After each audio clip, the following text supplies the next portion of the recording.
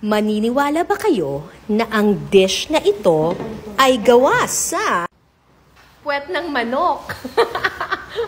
Ang tawag sa dish na ito, yung pinakita ko sa inyo, ito, ay sticky chicken butt. Malagkit na puwet.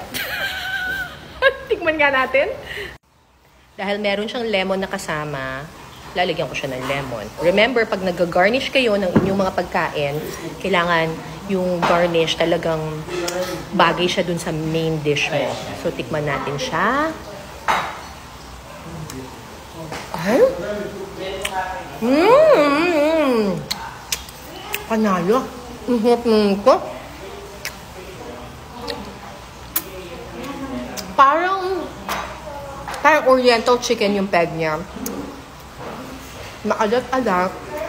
Na malis-tamis. Parang may crusting. Sarap.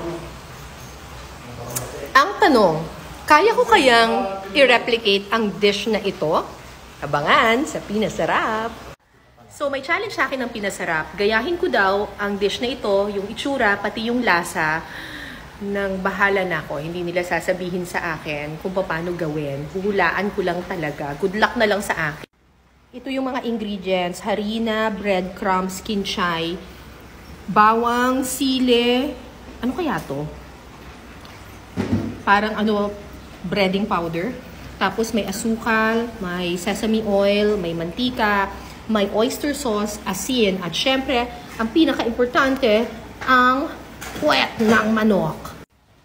Good luck na lang sa akin.